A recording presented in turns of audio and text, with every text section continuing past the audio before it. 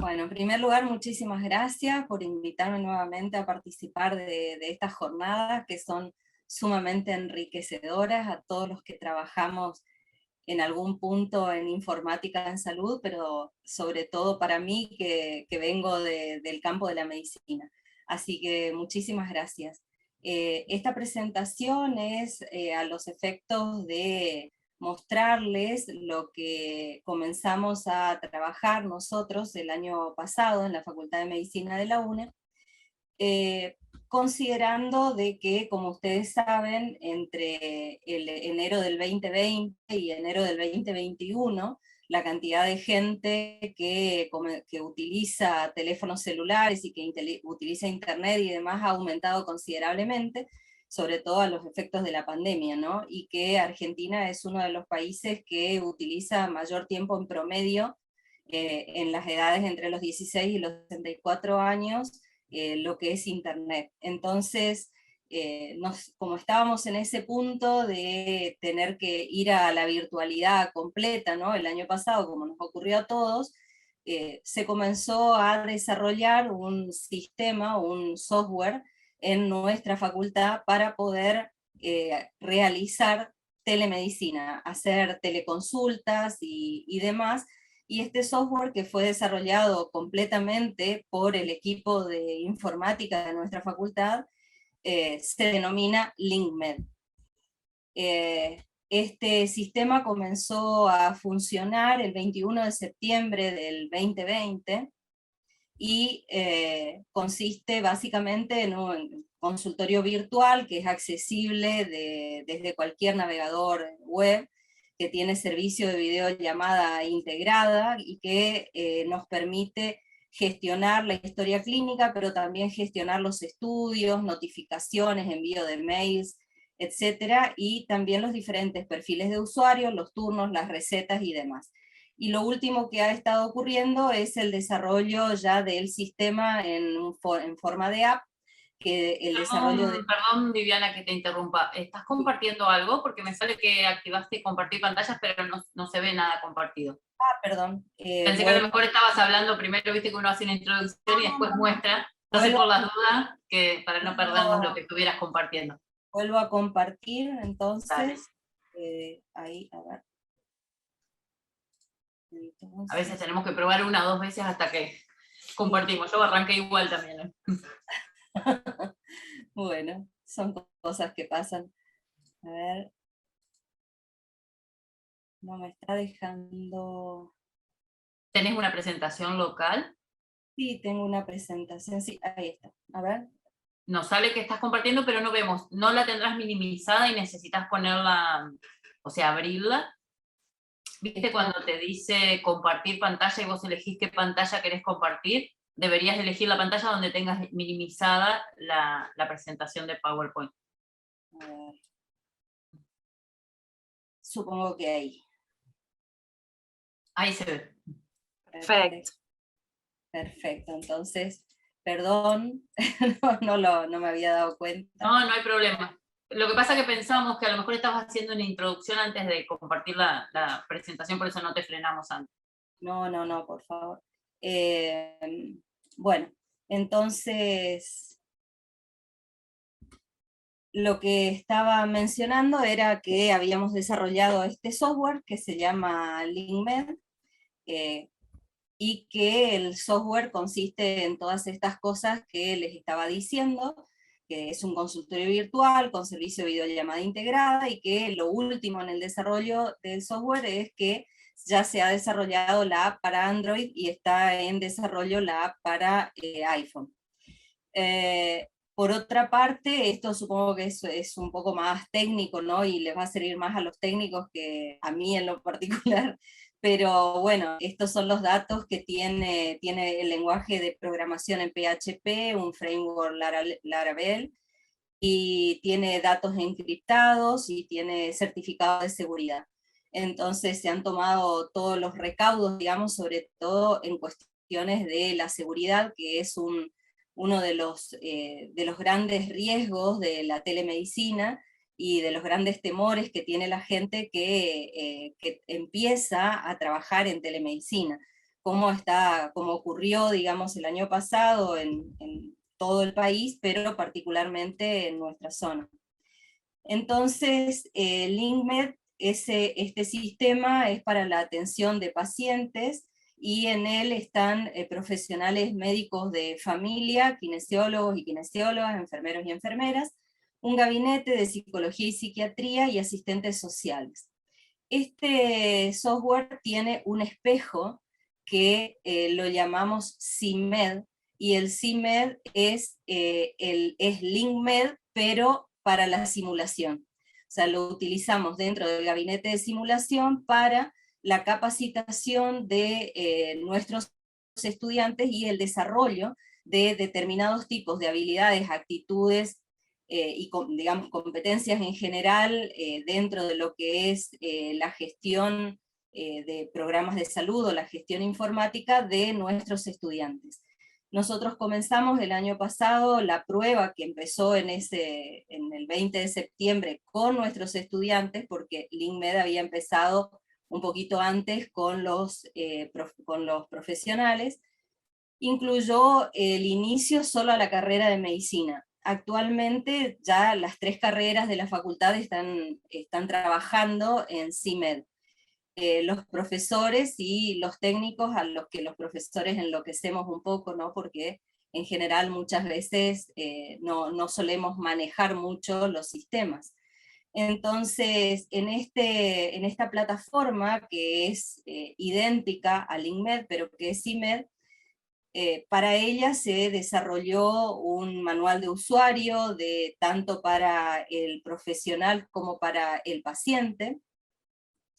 Y estas, por ejemplo, son cuando iniciamos e hicimos el primer corte a fines de noviembre del año pasado, vimos que la mayor cantidad de consultas en LinkMed se encontraban en el gabinete de psicología y psiquiatría, y en segundo lugar en medicina familiar. Situación que ha incrementado el número de consultas, pero 10 veces ha incrementado el número de consultas en este año, pero no se ha modificado el perfil. O sea, mayoritariamente la gente sigue consultando al gabinete de psicología y psiquiatría, luego a medicina familiar, y ha tenido un despegue bastante importante el consultorio inclusivo, que es algo que comenzó un poquito después del inicio de LinkMed. En este sistema se pueden realizar videoconferencias, pero también si por algún motivo existiera algún problema en la comunicación por videoconferencia, se puede continuar con llamadas telefónicas o por WhatsApp, pero mayoritariamente se utiliza por la videoconferencia, más que nada.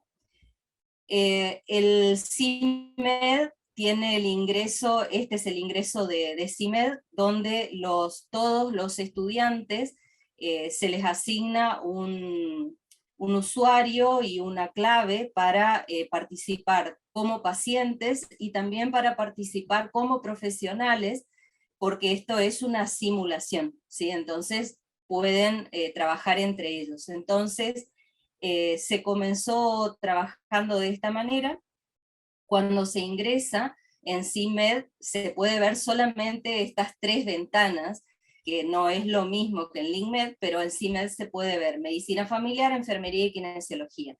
Uno puede solicitar el turno que desea, y cuando va a solicitar el turno se despliega un menú para ver los motivos de consultas por ahí más frecuentes. Al principio los motivos de consultas frecuentes aquí eran todos los de COVID, porque se comenzó trabajando más que nada con COVID, pero luego ya empezamos a incluir otros motivos de consulta y demás, que en esta otra ventana uno puede especificar o dar más datos como paciente sobre ese motivo de consulta, ¿no?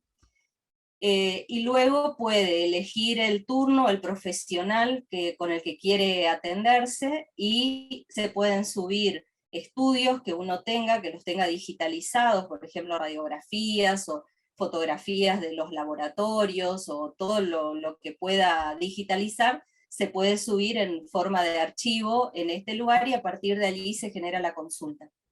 Entonces la consulta queda generada y una vez generada esa consulta, le llega automáticamente por correo electrónico el día y el horario de atención que va a tener esa persona.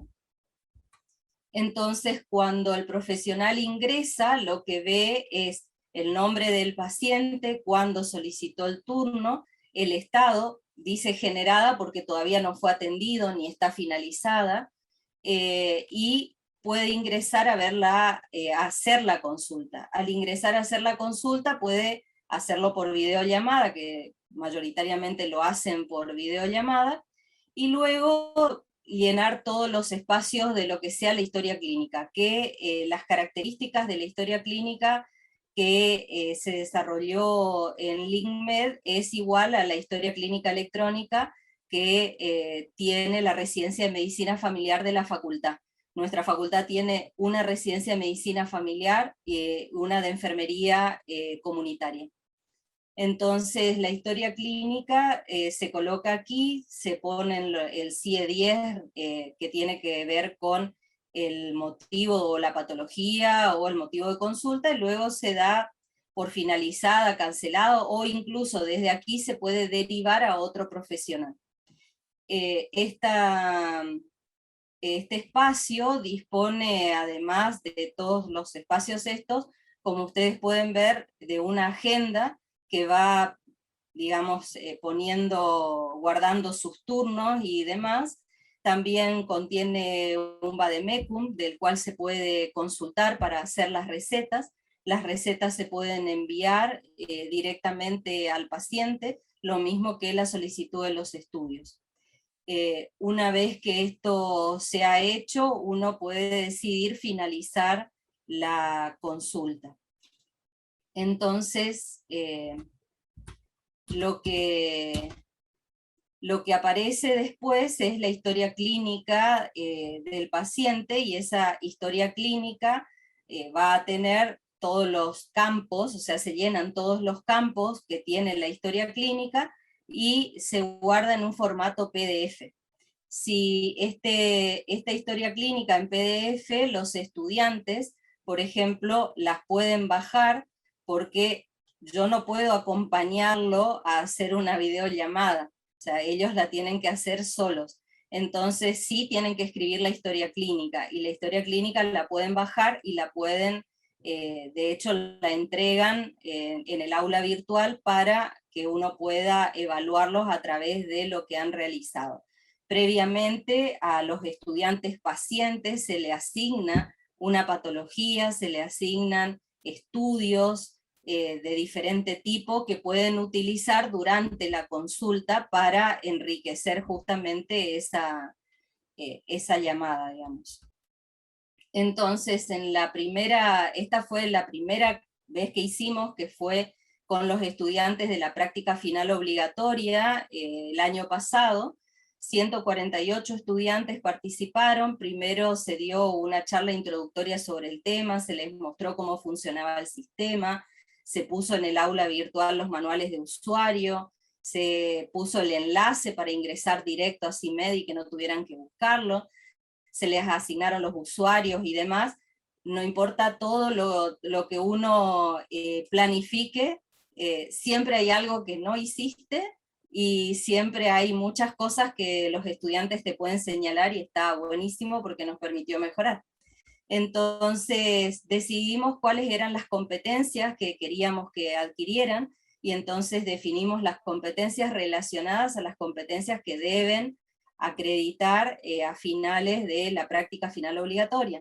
Y fueron todas estas, que van desde hacer el interrogatorio hasta interpretar y jerarquizar los problemas activos, a planificar cómo estudiar al paciente, a indicar tratamientos correspondientes, etc.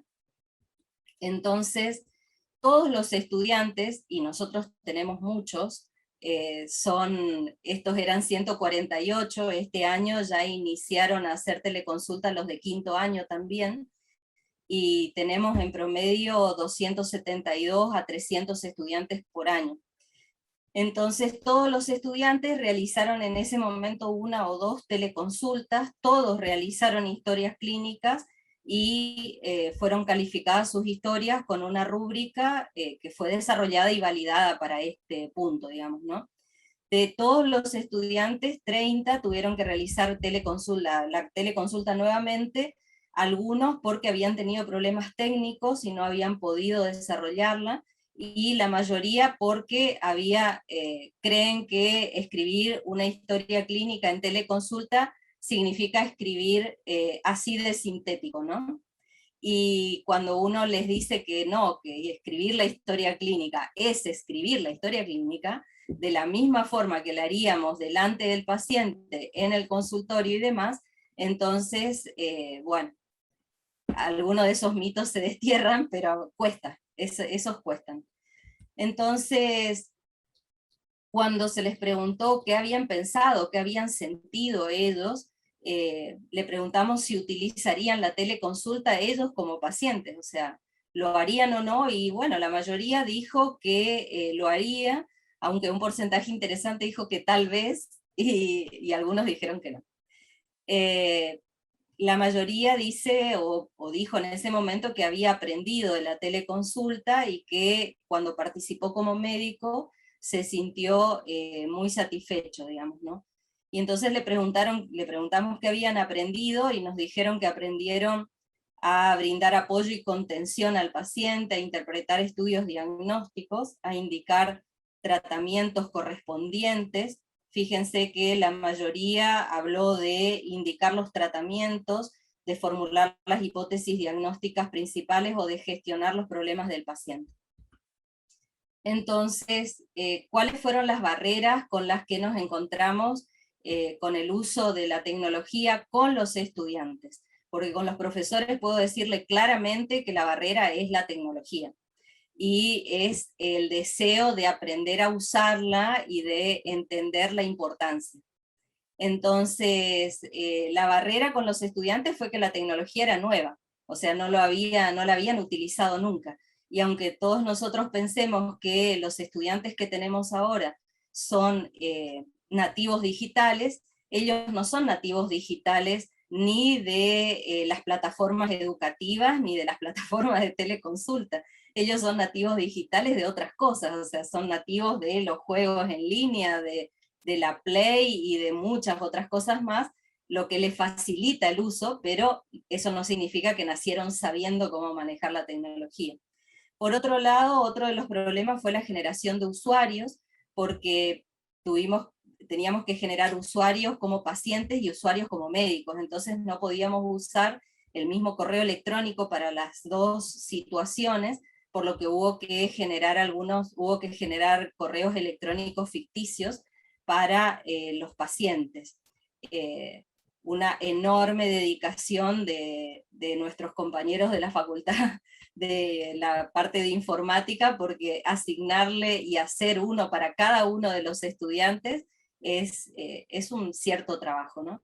Por otro lado, el uso correcto, que era un poco a lo que me refería hoy, muchas veces dejaban las consultas pendientes, no las finalizaban, entonces no se podía poner una consulta nueva si ellos no la finalizaban. La realización de las historias clínicas, me referí hoy, a veces no enviaban correctamente tampoco los estudios o las recetas. El uso del vademecum y el bajar la historia clínica fueron algunos de los problemas y barreras que nos encontramos, pero que nos ayudaron a entender en dónde podían estar los problemas y a resolverlos para este año. Entonces quería traer en la voz de algunos de ellos qué era lo que pensaban, y entonces respecto de la teleconsulta, y ellos dijeron que, por ejemplo, aprender a que existen otras formas de ayudar a los pacientes, que se puede promover la medicina a pesar de circunstancias como la pandemia, y que no todo es accesible siempre, pero que se pueden buscar alternativas. Que sobre aprender a utilizar una herramienta que a partir de ahora vino para quedarse, la percepción de ellos ya es que la herramienta vino para quedarse, y para nosotros sí, porque creemos que forma parte de la formación que debemos darles a los estudiantes, porque si bien en nuestra zona no hay un enorme desarrollo de la teleconsulta, en el país y en el mundo sí hay lugares donde se está desarrollando mucho. Y lo que fue interesante para mí es que cada quien le saca provecho en la medida que se interesa en aprender. ¿Qué es lo que les ocurre siempre? Si les interesa, van a aprender y se van a dar cuenta, como dice ahí, que el uso de las tecnologías pueden ser usadas para llevar a cabo la consulta médica. Una barrera que siempre ponían es, ¿y cómo hago el examen físico? ¿No? Siempre el tema del examen físico no se puede hacer a través de la pantalla. Bueno, pues hay cosas que sí podemos hacer a través de la pantalla en el examen físico y hay otras que obviamente yo no puedo oler, por lo menos no todavía, a través de la pantalla, y hay cosas que obviamente no puedo tocar, pero hay muchas otras cosas del examen físico que se pueden hacer, y por suerte salieron publicaciones hace no muchos meses sobre el tema del examen físico, con lo cual pudimos zanjar la discusión. Así que bueno, esto era lo que quería compartir con ustedes, y bueno, estoy abierta a preguntas si las tienen, y muchísimas gracias.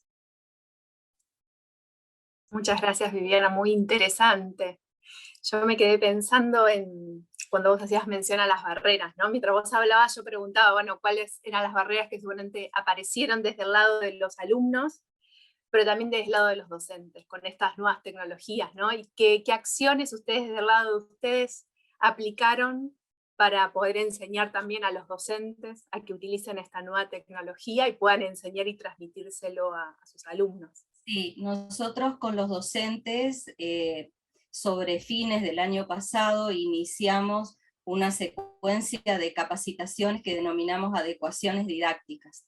Y llegó un punto en esas capacitaciones, que eran sobre todo los temas en general del uso de la plataforma, y nosotros utilizamos Moodle como plataforma, surgió la necesidad de mostrarles la telemedicina, porque además los estudiantes estaban comenzando a ser voluntarios en el triage de COVID, y entonces era importante mostrarles que ellos ya la manejaban.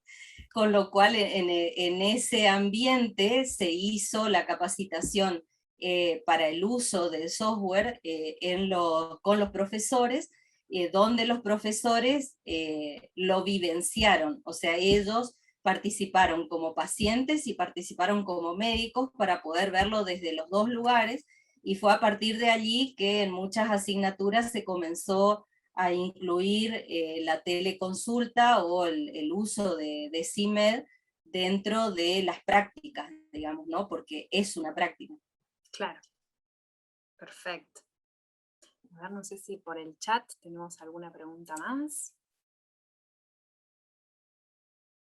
No, por acá no hay preguntas.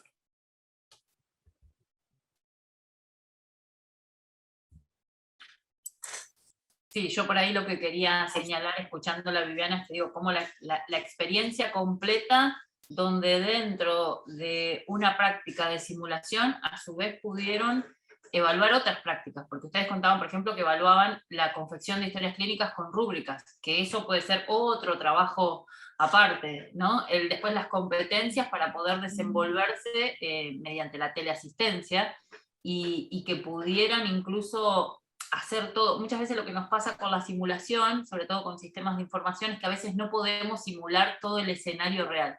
Entonces lo que estabas contando, esto de hacerles hasta un correo electrónico, donde pudieran vivir el proceso tal cual lo vive un profesional, creo que es como lo más valioso, y destacaba eso, ¿no? Como dentro de la experiencia tienen otras experiencias que podrían ser trabajos por sí mismos, ¿no? Como una experiencia de competencias completas que pudieron evaluar.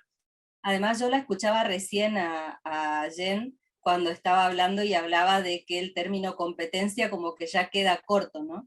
Y pensaba que justamente el hecho de poder capacitar a las personas en todo el uso de nuevas herramientas y de todo este tipo de software y demás, le está brindando esa posibilidad de modificarse y de cambiar. Porque si uno toma un teléfono en estos días, y yo me voy, qué sé yo, al App Store o al Google Store o a lo que sea, ustedes pueden encontrar cantidad, por ejemplo, de apps para ver si están deprimidos o no están deprimidos. Y ustedes están compartiendo, o la gente comparte, toda esa información la está compartiendo con gente que no sabe ni quién es. O sea, y está dando todos sus datos y lo está brindando sin ningún tipo de seguridad. Entonces, ¿cómo nos vamos a capacitar a nuestros estudiantes en entender la magnitud que tiene o el impacto que tiene la tecnología en nosotros particularmente, ¿no? Dentro de las ciencias de la salud, que el impacto es alto? Entonces creo que los estudiantes comprendiendo esa situación, todo va a empezar a modificarse, pero bueno, a una velocidad que tal vez no es la que nosotros querríamos. No, y también dejar de pensar, sobre todo en lo que es en el ámbito de la formación, sobre todo para los estudiantes que tratan de verle una función de utilidad a aquellos que se les enseña, ¿no? Esto de, ¿y para qué me va a servir? O si yo no me voy a dedicar a esto. Hoy hay que pensar que tener competencias para la teleasistencia forma parte ya de la formación de grado, y que no pasa por si vos no querés ser un telemédico, un teleenfermero o un tele algo. Te interpela, te atraviesa, tenés que tener esas competencias. Totalmente, aparte cuando se comenzó a desarrollar el software, nosotros tuvimos una serie de encuentros con los informáticos, ¿no? Que desarrollaban el software, y lo probábamos, y más allá de lo divertidísimo que fue para nosotros probarlo y ver, fue además para mí también, por ejemplo, ver cada cosa pequeña que yo podía servirle, que yo podía decirle sobre lo que había visto, que mi percepción era que era algo pequeño, el cambio enorme que generaba en el software. Y por ahí de cada 2 semanas teníamos esos encuentros para probar y probar y probar todo el tiempo.